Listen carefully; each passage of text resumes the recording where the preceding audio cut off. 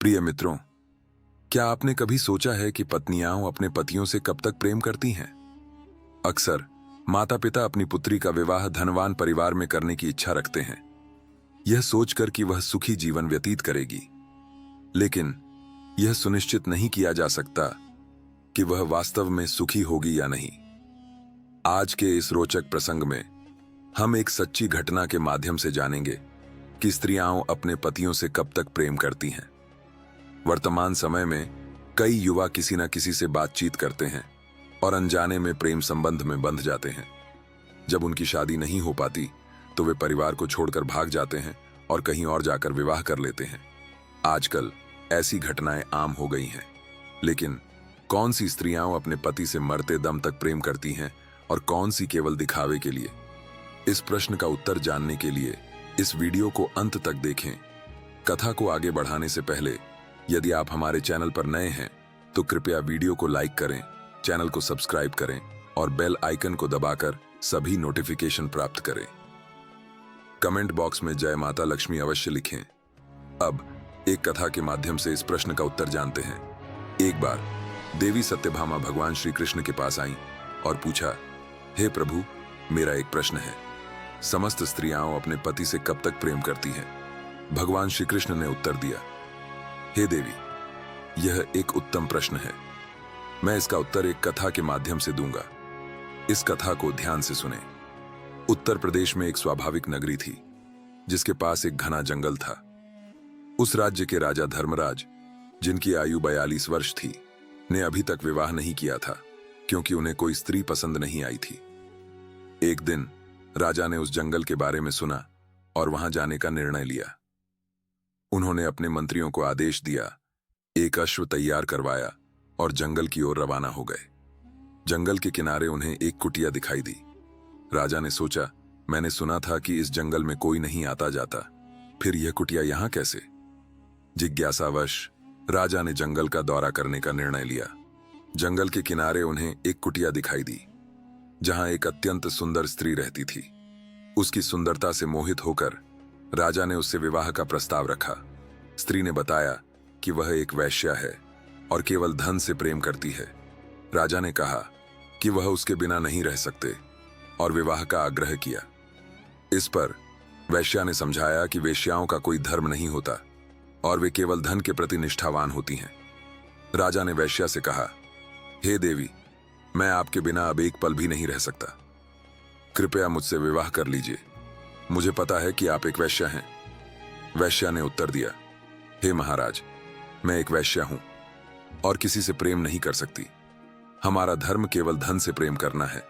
हमारे जीवन में आपके जैसे हजारों लोग आते हैं और स्वर्ण मुद्राएं लुटाकर चले जाते हैं। राजा ने कहा, हे देवी, मैं आपके कहने का अर्थ नहीं समझ पाया, कृपया विस्तार से बताएं।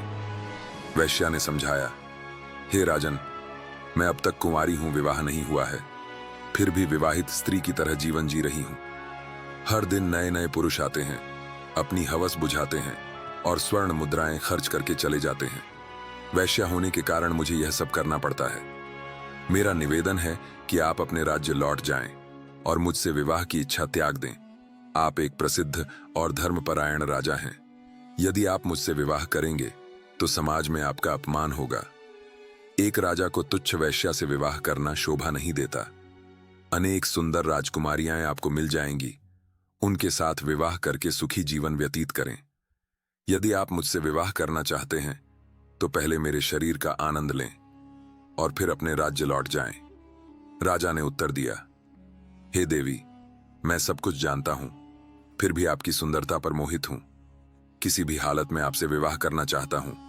राजा की जिद पर वैश्या ने कहा, हे राजन, मैं आपसे विवाह करूंगी और आपकी रानी बनूंगी, पर मेरी कुछ शर्तें हैं। यदि आप उन्हें मानते हैं तो मैं विवाह के लिए तैयार हूं। राजा ने कहा, हे देवी, अपनी शर्तें बताएं, मैं अवश्य मानूंगा। वैश्या ने कहा, मेरे वृद्ध माता पिता हैं, आपको उन्हें अपने राजमहल में ले जाना होगा और उनकी अच्छी देखभाल करनी होगी। और दूसरी शर्त, राजमहल में रहकर मैं जो भी करूंगी आप मुझे रोकेंगे नहीं। जिस दिन आपने मेरे ऊपर कोई भी पाबंदी लगाने की कोशिश की तो मैं उस दिन आपके राजमहल को छोड़कर चली आऊंगी। मित्रों, ये 2 शर्तें। उस वैश्या ने राखी। और फिर वह राजा तो वैश्या के प्यार में अंधा हो चुका था। वह उस वैश्या की इन दोनों शर्तों को मान लेता है और उस वैश्या को वचन दे देता है और कहता है, हे देवी, आप जैसा कहो वैसा ही होगा, परंतु आप मुझसे विवाह करके मेरे राजमहल चलिए, क्योंकि मैं आपके बगैर अब एक पल भी व्यथित नहीं कर सकता। क्योंकि हे देवी, मैं आपसे बहुत अधिक प्रेम करता हूं और मैं आपके बगैर जीवित नहीं रह सकता। इसलिए हे प्रिय, आप देर ना करते हुए मुझसे विवाह करके हमारे राजमहल में चलिए और आपने जो शर्तें बताई हैं, मैं उन्हें पूर्ण तरीके से उन शर्तों का पालन करूंगा। फिर मित्रों, उस वैश्या ने उस राजा से शादी कर ली और फिर अपने बूढ़े माता पिता को लेकर उस राजा के साथ विवाह आदि संपन्न करके वहां से राजमहल के लिए प्रस्थान कर जाती है। और वह राजा उस वैश्या को लेकर अपने राजमहल में आ जाता है और वहीं पर दोनों एक साथ महल में रहने लगते हैं। और उस वैश्या के बूढ़े माँ बाप को एक सुंदर से कमरे में छोड़कर और सैनिकों को कुछ आदेश देकर वहां से चला आता है। और मित्रों, जब यह बात वहां की प्रजा तक पहुंचती है, तब प्रजा को यह मंजूर नहीं था कि हमारे महाराज किसी एक वैश्या के साथ रहे। हमारे महाराज के लिए तो हजारों रानियां लाइन लगाकर खड़ी हो जाएंगी, परंतु हमारे महाराज ने एक वैश्या से विवाह कर लिया। मित्रों, उधर वह राजा उस वैश्या से विवाह करने के बाद उस वैश्या के साथ प्रेम पूर्वक अपना जीवन व्यतीत करने लगा। मित्रों, वह राजा अब तो राज दरबार भी लगाना भूल चुका था, क्योंकि मित्रों, वह राजा उस वैश्या के प्यार में इतना अंधा हो चुका था कि वह अपनी पत्नी को छोड़कर कहीं नहीं जाता था। वह राजा दिन और रात अपनी पत्नी के साथ व्यतीत करता था और पूरी प्रजा मंत्रीगण राजा के इस हरकत से बहुत नाराज थे। मित्रों, अब वह राजा पाठ लगाना भूल चुका था। अब प्रजा को कुछ भी नहीं समझ आ रहा था और उसका एक मंत्री था जो उसे हर स्थिति में सही राह दिखाने का प्रयास करता, लेकिन राजा उसकी समझाइश को कभी गंभीरता से नहीं लेता था। यह देख कुछ अन्य मंत्रियों ने एक गुप्त योजना बनाई। उन्होंने नगर के कुछ चालाक और सतर्क चोरों को बुलाया और उन्हें एक काम सौंपा। मंत्रियों ने कहा, तुम्हें उस वैश्या के वृद्ध माता पिता की हत्या करनी होगी। इसके बदले तुम्हें 5 लाख स्वर्ण मुद्राएं दी जाएंगी। चोरों ने यह सुनते ही हामी भर दी और बोले, मंत्री जी, आज रात आपका काम पूरा कर देंगे। रात गहरी हो चुकी थी। तीसरा प्रहर बीत रहा था। चोर छिपते छिपाते महल में घुसे और चुपचाप उस वैश्या के माता पिता के कक्ष में जा पहुंचे। जैसे ही वे उन्हें मारने वाले थे, तभी बूढ़े माता पिता जाग गए और चिल्लाने लगे, चोर, चोर। यह देख चोरों ने बिना देर किए दोनों की हत्या कर दी और तुरंत वहां से भाग निकले। जब वैश्या ने अपने माता पिता की चीखें सुनी तो घबराकर राजा को जगाया। महाराज, लगता है मेरे माता पिता किसी मुसीबत में हैं। राजा तुरंत वैश्या के साथ उस कक्ष में पहुंचा। वहां का दृश्य देखकर वह स्तब्ध रह गया। उसके सामने वैश्या के माता पिता की लाशें पड़ी थीं और हत्यारे भाग चुके थे। राजा ने तुरंत चोरों का पीछा किया। वह महल से बाहर जंगल की ओर भागते चोरों के पीछे दौड़ा, लेकिन वे अंधेरे का फायदा उठाकर गायब हो गए। थका हारा राजा वापस महल लौटा और वैश्या के पास पहुंचा। वैश्या ने दुखी मन से राजा की ओर देखा और बोली, महाराज, अब मैं क्या करूं? राजा ने गहरी सांस ली और धीमे स्वर में कहा, हे देवी, मैं अपना वचन निभाने में असफल रहा। मैंने आपकी जो 2 शर्तें मानी थीं, उन्हें पूरा नहीं कर सका। अब आप जो चाहें वही करें। यह सुनकर वैश्या ने दृढ़ता से उत्तर दिया, यदि ऐसा है तो मैं अब इस राजमहल को छोड़ रही हूं। इतना कहकर वह अपनी कुटिया की ओर चल पड़ी और राजा बस उसे जाते हुए देखता रह गया। राजा ने वैश्या को महल से जाते हुए देखा तो उसके दिल में बेचैनी छा गई, लेकिन वह अपनी शर्तों के कारण कुछ कर भी नहीं सकता था। उसकी आंखों में आंसू थे और वह बस उसे दूर जाते हुए देखता रहा। जब वैश्या महल से बाहर निकल गई तो राजा की दुनिया जैसे सूनी हो गई। समय बीतता गया। राजा ने दरबार लगाया, लेकिन उसका मन सभा में नहीं लगा। वह उदास मुद्रा में बैठा रहा। जब सभा समाप्त हुई तो वह चुपचाप अपने कक्ष में लौट आया। उसके मन में बस एक ही सवाल गूंज रहा था, अब मेरे जीवन में बचा ही क्या है? राजा वैश्या के बिना अधूरा महसूस करने लगा। उसे अपने जीवन की सबसे कीमती चीज खो देने का एहसास हो रहा था। वह ना सही से खा पाता, ना कुछ पी पाता। रात भर करवटें बदलता और केवल उसके बारे में सोचता। नींद उसकी आंखों से कोसों दूर थी। दिन बीतते गए, लेकिन राजा की हालत और खराब होती गई। अब तो वह पूरे दिन बिस्तर पर पड़ा रहता, मन ही मन सोचता कि उसकी खुशियां उससे छिन गईं। धीरे धीरे राजा की बेचैनी इतनी बढ़ गई कि वह खुद को रोक नहीं सका। एक दिन उसने अपना अश्व मंगवाया और सीधा जंगल की ओर निकल पड़ा, वहीं जहां वैश्या की कुटिया थी। जब वह कुटिया के पास पहुंचा तो उसने वैश्या को देखा। भावनाओं से भरे हुए उसने कहा, हे प्रिय, आप मेरी पत्नी हैं और अपनी शर्त के अनुसार आप हमें छोड़कर चली गईं। लेकिन जब से आप गई हैं, मेरा सुख चैन सब खत्म हो गया है। पूरी रात नींद नहीं आती, बस आपकी यादें सताती हैं। मैं करवटें बदलता हूं, कभी उठकर बैठ जाता हूं तो कभी लेट जाता हूं। राजा ने आगे कहा, हे देवी, मैं आपके बिना अधूरा हूं। कृपया मेरे साथ राजमहल चलिए, क्योंकि मैं आपसे असीम प्रेम करता हूं।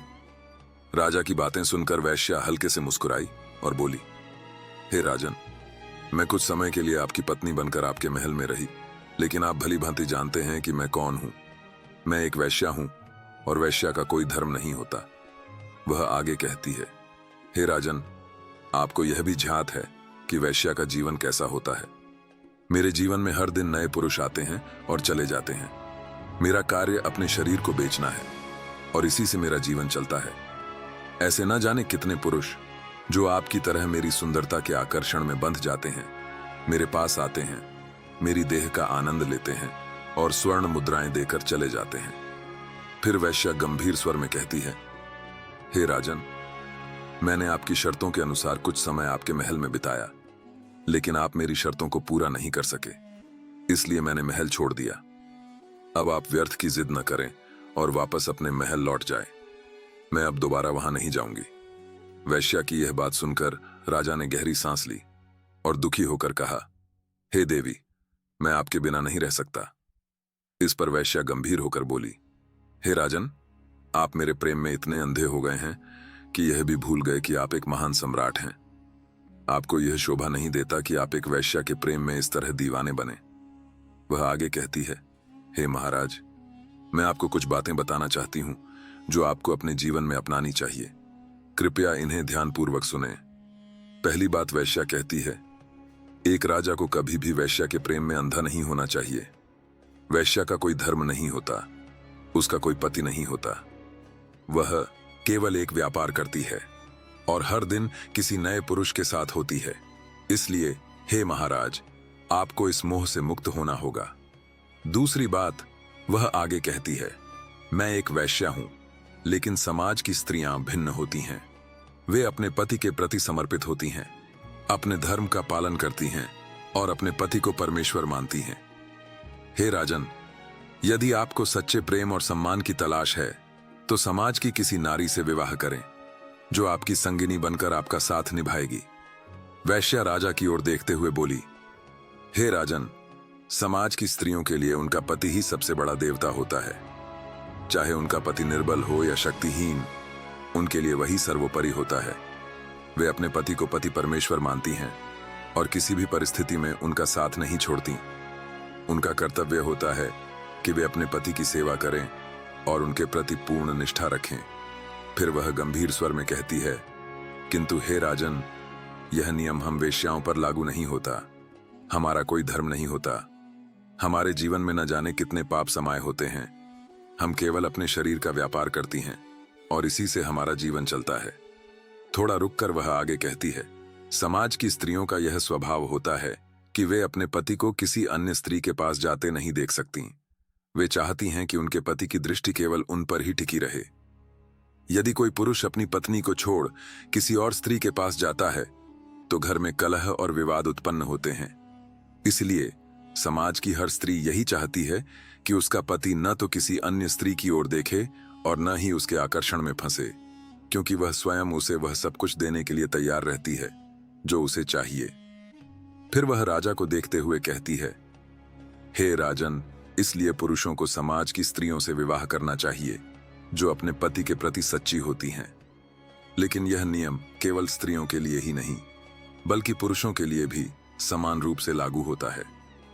यह आवश्यक नहीं कि केवल स्त्री ही पतिव्रता हो, पुरुष को भी अपनी पत्नी के प्रति निष्ठावान रहना चाहिए और अपने कर्तव्यों का पालन करना चाहिए।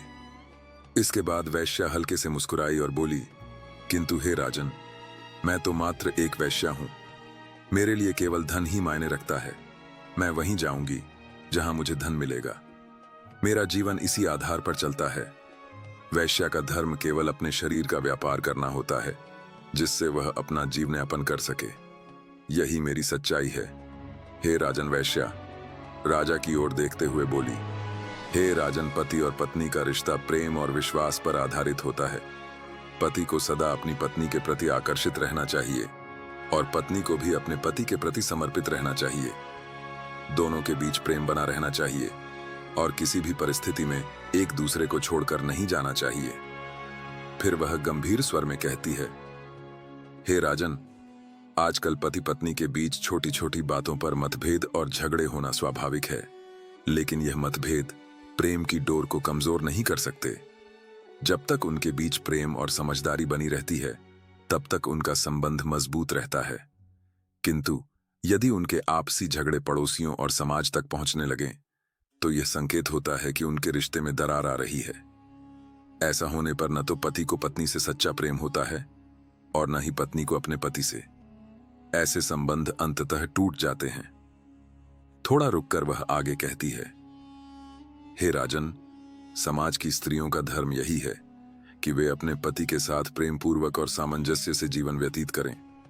पत्नी को सदैव अपने पति की आज्ञा का पालन करना चाहिए, किंतु केवल तब तक जब तक कि वह उचित हो।